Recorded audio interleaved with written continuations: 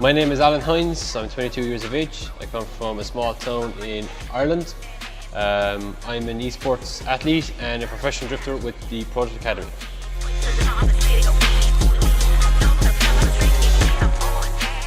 So this is it right here.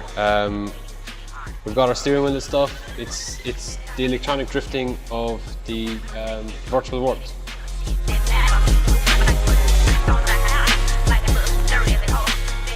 I started when I first saw drifting, and that was over 10 years ago. I started in playing normal video games when I was 7. At the age of 12 I got Forza, and with my gaming controller.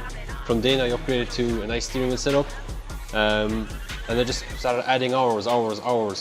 And eventually I'm 10 years later, I'm 20,000 hours deep into the game, and yeah, just a ton of practice, ton of tandem battles with friends and competitions, and I think that's what it takes.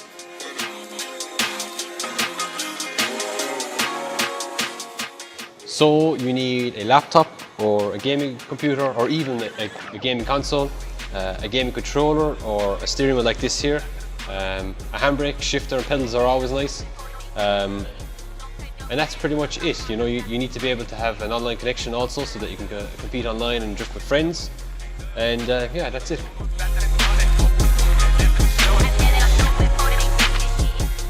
I'm sitting in it right here. You want to have a solid cockpit with your seat. You want to have a solid base for your steering wheel, so that it's not shaking around all over the place. A nice handbrake, a decent pedal set is always a bonus. A good gaming computer or laptop. And one of the most underlooked things of all is your monitor. You want to have a fast monitor, a nice big monitor, so you can see plenty around the car. And yeah, that's once you have those basics, you have what it takes to do anything in the e-drift world.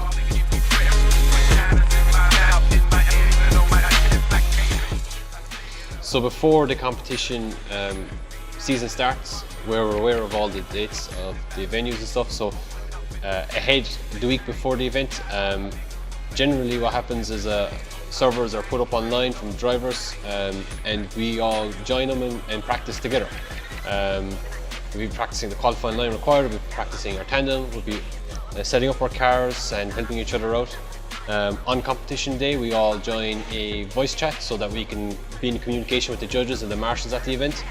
And from that, we just do normal qualifying and competition battles like you would at a normal real-life drift event.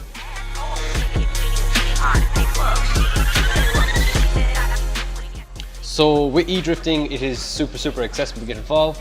It's much more affordable, even for kids and stuff who want to get involved.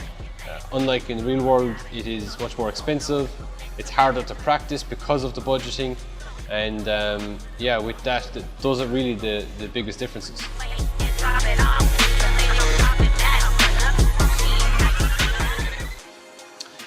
So the biggest differences are that we have a lack of sense of speed. There's no consequence, there's no damages to the car. In the real life drift car, we have 3 senses. We have our eyes, our ears and our seat. Unfortunately in the sim, we only have 2 of those senses. We have our eyes and our ears. And because of that, we have to compensate by using our eyes and ears to make up for the lack of seat.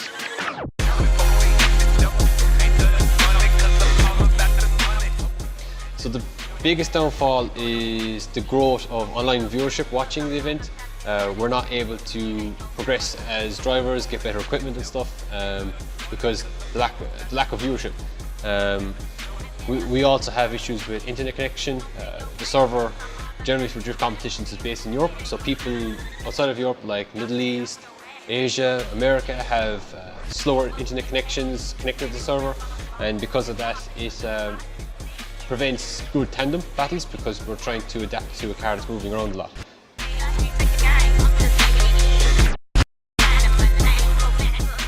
E-drifting allows me to practice whenever I want.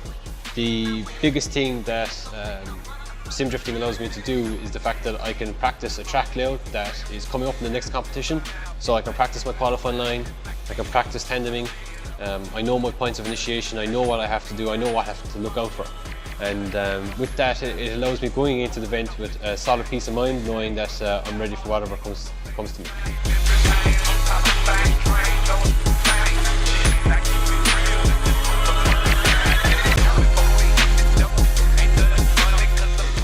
Okay, so because I haven't drifted the Dubai Autodrome before, I wanted to make sure I got my points of reference of initiation, the racing line that I'd be taking through the corners, and the points that I would be drifting.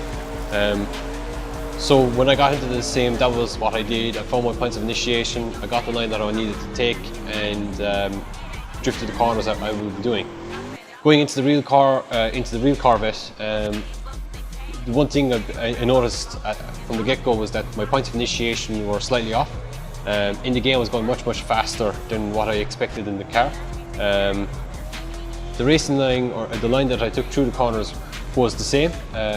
What I planned out on the sim worked out quite well there, but my points of reference were slightly wrong. So the points that I was using to initiate, I had to slightly tweak when I actually got into the car.